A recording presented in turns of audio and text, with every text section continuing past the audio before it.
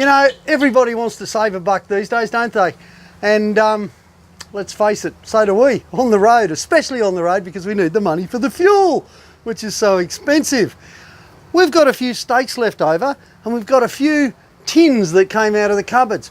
Perfect to knock up a quick stew, especially given that it's early morning and we can whack it in the Shuttle Chef. It'll be ready by lunch or even by dinner. It's going to be absolutely magic. Here's how we do it. I'll just get the pot going. Look at that pot. It looks like brand new, doesn't it? And yet you can see from the Shuttle Chef that this Shuttle Chef has been around Australia a couple of times. It's been over the Simpson, it's been up and down Cape York 3 times. It's looking a bit more dinged than my truck, but by crikey, it's done a great job. It still works perfectly. And look at that pan, still magic. It's the best one I've got. When you've got meat scraps like this and you're making a stew, it really pays to chop them up fairly small, I reckon, as much as anything, because then you spread them out a little bit more throughout the stew. It's nothing quite worse than sitting there with a bowl full of veggies and water and the other guy got the piece of meat, is there? So I like to chop them up nice and small. There we go. That's my steak. In she goes. And that's cracking along already there. You need some liquid with a stew. Red wine, marvellous. Onions, marvellous. We haven't got any today. I do, though, have this box of chicken stock. Chicken stock with beef actually works really well.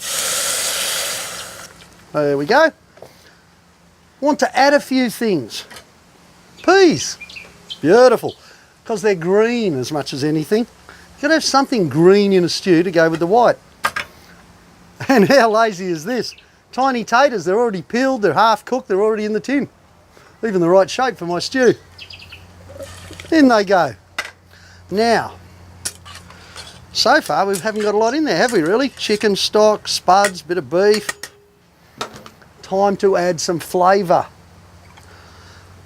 Poor old soy sauce bottle, it's been up and down the Cape a couple of times too. That's because soy is a very strong version of salt. So you don't need too much. Good splash. Soy and beef goes together beautifully. I don't know why, but it always has done, always will. Someone told me once that oyster sauce is much the same as soy sauce. Well, I reckon they taste different. I've got the oyster sauce. I like to add it to a stew. Always. Good old dollop of oyster. Sometimes I think you could do without the beef, potatoes and peas as long as you got enough oyster. There we go. Now, here's the old shearer's cook stew method, all right? So far, this is all fairly conventional.